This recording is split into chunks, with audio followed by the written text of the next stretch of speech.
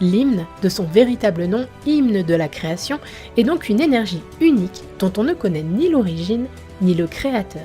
Ce que l'on sait en revanche, c'est que cette énergie radiante se matérialise sous forme d'écho et qu'elle peut être canalisée si tant est qu'elle tombe entre de bonnes mains. L'histoire raconte que ce sont les démiurges, surnommés les dieux, une très ancienne civilisation qui tentèrent de canaliser les premiers cet hymne. Ces mêmes dieux qui ont créé le monde dans lequel nous vivons. Alors je vous ai dit que ce monde n'avait pas de nom, c'est vrai, mais ceci n'est pas tout à fait exact. En réalité, une rumeur circule, tirée directement des développeurs, selon laquelle ce monde porterait le doux nom de Myrus. Au commencement donc, ces démiurges auraient eu le projet de concevoir le monde en 9 jours, mais ils ont mystérieusement disparu au bout du 3e jour, laissant derrière eux un monde inachevé et jonché de reliques étranges, dans lesquelles ils auraient tout de même réussi à canaliser l'hymne avant de disparaître. On raconte également que ces reliques, une fois activées, altéreraient radicalement le milieu environnement, et ce de manière destructive et impitoyable, notamment par la mutation de la faune et de la flore, ainsi que par la transformation de la planète en elle-même. Et c'est probablement pour cette même raison que les démiurges ont tenté d'enfermer l'hymne dans des reliques, mais en vain. Enfin, c'est de ces reliques même que sont tirées les technologies ayant permis de mettre au point les javelins, ces fameuses exo-armures dont les freelancers sont équipés dans le jeu. De nos jours, ces reliques sont disséminées partout dans le monde, mais bien qu'elles aient été abandonnées depuis longtemps, elles ne sont pas en sommeil pour autant. Parfois donc, l'hymne déborde de ces reliques et altère le monde avoisinant, conduisant celui-ci à la catastrophe, puisque bien évidemment la cohabitation entre les monstres mutants qui naissent de ce débordement, ainsi que les humains, n'est pas réellement possible. C'est également de ce débordement que naissent les violentes tempêtes appelées tempêtes des démiurges. Ces tempêtes que vous rencontrerez dans le jeu et qui durent parfois des siècles entiers et dont l'existence provoque de véritables distorsions de réalité. Dans toute cette guerre de matière et de mouvement, les hommes tentent désespérément de survivre, au travers des époques et des siècles, leur espèce quasiment décimée. Puis lentement, très lentement, environ 500 ans avant l'actuelle période du jeu, un général du nom d'Helena Tarsis, chef de la Légion de l'Aube, parvint à lever une armée. L'humanité mit alors au point les premiers Striders, ou appelez-les arpenteurs comme vous voulez en français. Il s'agissait de structures magistrales d'environ 5 étages de hauteur qui circulaient à une vitesse très lente. Ce sont des immenses bases fortifiées mobiles, métalliques, aux allures animales pour mieux se fondre dans la masse. Ces bases permettaient alors aux hommes de se déplacer tous ensemble à travers ce monde hostile, en s'enfermant directement à l'intérieur même de ces structures. Il faut avouer que si la Légion de l'Aube fut à l'origine d'une si solide rébellion, c'est également en grande partie grâce à une personne nommée Arden Vessa. Arden était l'un des légionnaires et adeptes du général Tarsis. Il fut, entre autres, l'inventeur à l'origine du tout premier javelin, le javelin de l'Aube. Aujourd'hui, ce javelin a disparu, mais ceux qui précommandent l'édition de la Légion de l'Aube en posséderont encore les couleurs. Et en tant que grande fan absolue de l'intercepteur, ça me déchire le cœur de dire cela, mais le tout premier javelin au monde était bel et bien un colosse. Ce créateur s'était donc inspiré des technologies des démiurges et il avait équipé chaque membre de la Légion de l'Aube de son armure.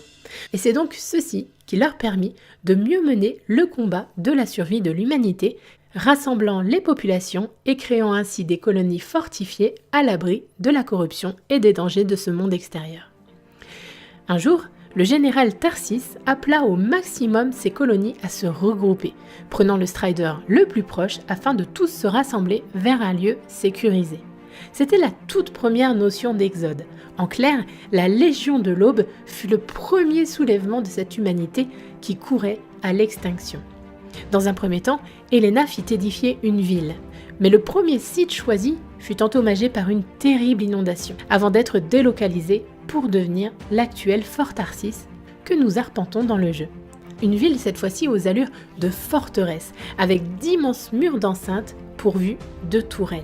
Ceci par exemple explique notamment pourquoi, aujourd'hui encore, sont régulièrement effectués des tests sur la stabilité et les fondations même du fort. La crainte d'une terrible inondation plane encore dans les esprits. Puis petit à petit, la Légion de l'Aube a fini par s'estomper, emportant avec elle Helena au cours d'un terrible combat.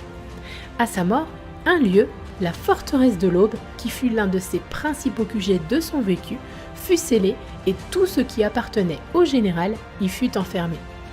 De ce général, nous nous remémorons toutefois ses légendaires combats en solitaire, l'un d'entre eux notamment contre un immense titan.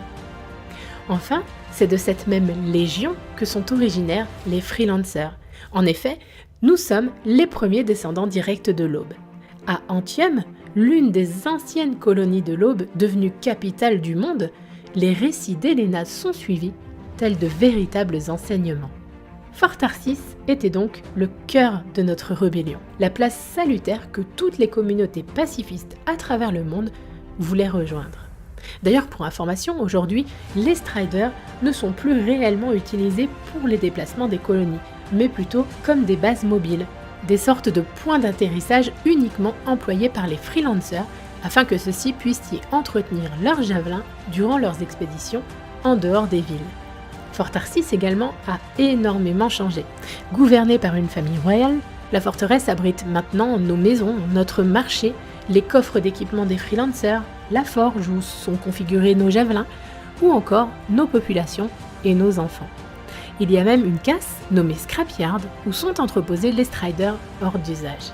Et c'est au sein même de ces murs que cohabitent différents agents et différentes factions. Dans un premier temps donc, vous avez les bien connus freelancers. Ils sont aussi surnommés lancers. Il s'agit de vous, de moi, de certains personnages du jeu tels que Franklin ou Jones. Ce sont les héroïques soldats de cette histoire, qui ne sont au final ni plus ni moins que de simples hommes ayant revêtu des armures exosquelettes. Chaque freelancer a commencé un jour sa carrière à bord du Javelin Commando, la plus polyvalente, équilibrée et accessible des 4 exo-armures, ce qui explique pourquoi nous commençons un thème en commando. En parallèle, certains freelancers, à la retraite, sont devenus des enseignants. À Fort Tarsis, c'est le cas de Yaro que vous rencontrerez prochainement. Il y a également la faction des sentinelles, ceux qui défendent et entretiennent les murs du fort mais aussi les murs des autres villes et forteresses humaines à travers le monde, comme ceux, on l'a vu, d'Antium. Ils croient avant tout à la justice et à l'ordre et se voient un petit peu comme les remparts protégeant la population du chaos du reste du monde.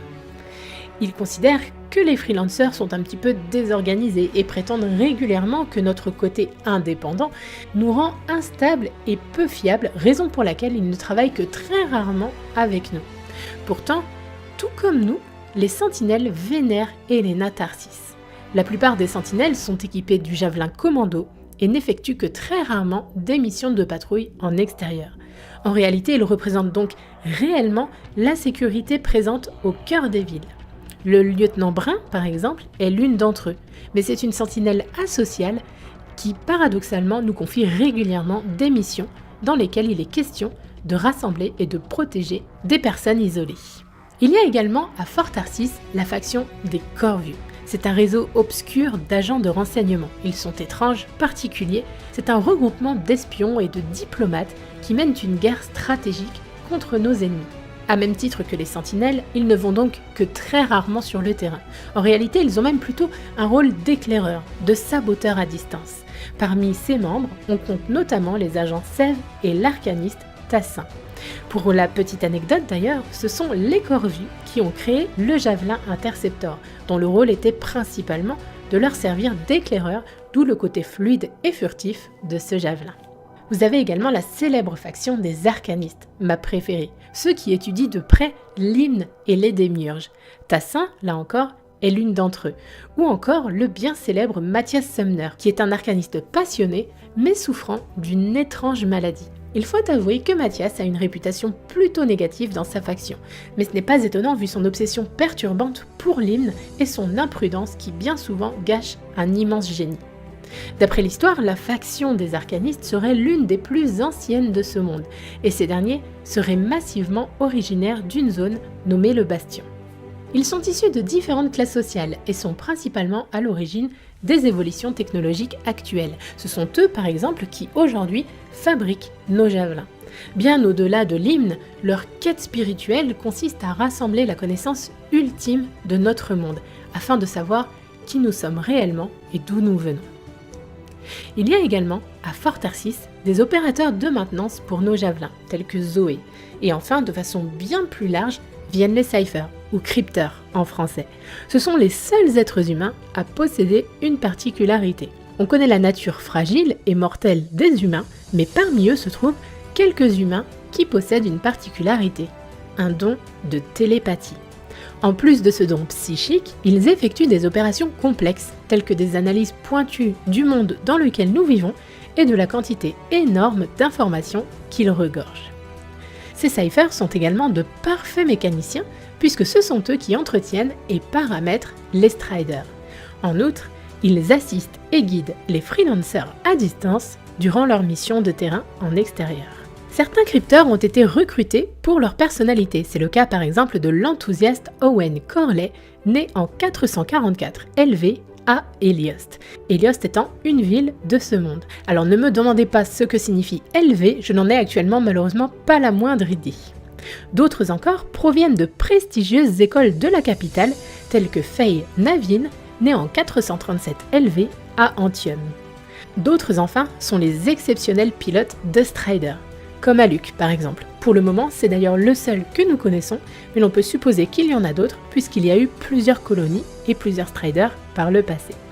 On sait peu de choses sur lui au final. Il est né à Mirland sur les terres de Fange en 423 LV. Il est considéré comme un véritable mentor par certains freelancers, bien qu'il n'ait pas forcément désiré ce titre pour autant. En conclusion, il suffit d'élargir un petit peu nos horizons pour réaliser que Fort Tarsis n'est pas le centre du monde, ou du moins de ce monde.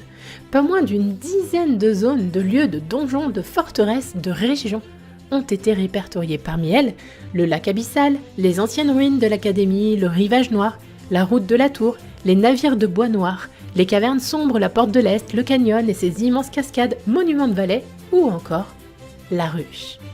Au-delà des murs de Fort Tarsis, certains hommes donc se terrent dans l'ombre. C'est le cas des Dominions. Postés dans la région montagneuse de Stralheim, au nord de Fort Tarsis, ces Dominions agissent dans l'ombre.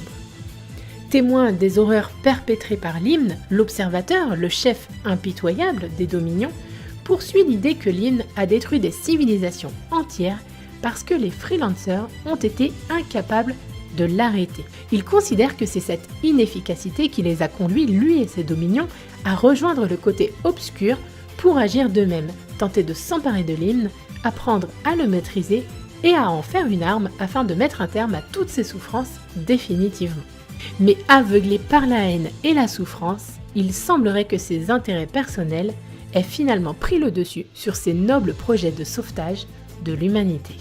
Petite parenthèse au sujet de cet énigmatique personnage, on est libre de se demander qui est celui dont les disciples mènent une vie et une organisation quasiment militaire, d'autant plus, semble-t-il, qu'il est extrêmement âgé, du moins s'il a réellement été, comme l'histoire le raconte, le témoin des premières destructions de l'hymne. Pour autant, ce groupuscule a fait énormément évoluer les choses, car ce sont ces dominions qui, par exemple, ont créé le javelin tempête. L'un des javelins qui exploite la puissance brute de l'hymne. En utilisant ce javelin, vous renforcerez les capacités cinétiques du pilote. Vous libérerez la fureur brute de l'hymne au travers d'une arme intégrée dans votre bras, et grâce auquel il vous permettra d'acquérir des capacités élémentaires. Ainsi, cet étrange javelin peut flotter plus longtemps, plus haut et de façon plus stable dans les airs. Les arcanistes finalement réussirent à mettre la main sur ce javelin et à l'utiliser à leur avantage en le ramenant à Fort Tarsis.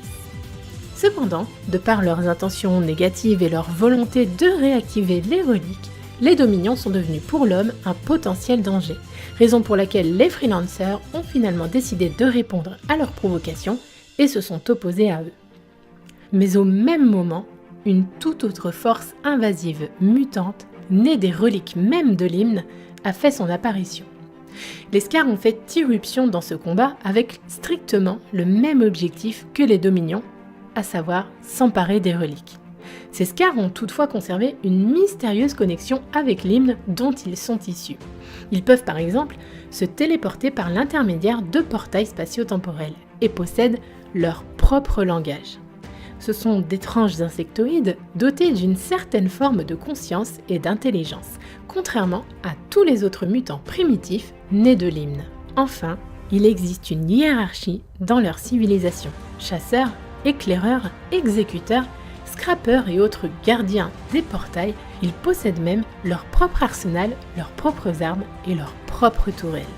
L'humanité, en définitive, avait donc face à elle plus d'ennemis qu'elle ne le pensait. Et c'est alors ce combat que nous mènerons en tant que freelancers. Dans un thème au-delà de l'humanité, c'est l'hymne même que nous devrons protéger. Et voilà, c'est la fin de cette première partie, j'espère que ça vous a plu. Alors elle est très courte et elle ne peut pas être approfondie pour le moment, tout simplement parce que le jeu n'est pas encore sorti et qu'il nous manque énormément d'informations concernant le lore d'Anthem. Si vous avez aimé, toutefois, n'hésitez pas à me faire part de votre ressenti dans les commentaires de cette vidéo et à me laisser un petit pouce bleu pour le travail effectué. Je vous retrouve très prochainement, je l'espère très rapidement même, pour bien d'autres vidéos encore au sujet d'Anthem. Portez-vous bien geek et bien, et à très bientôt. Ciao tout le monde!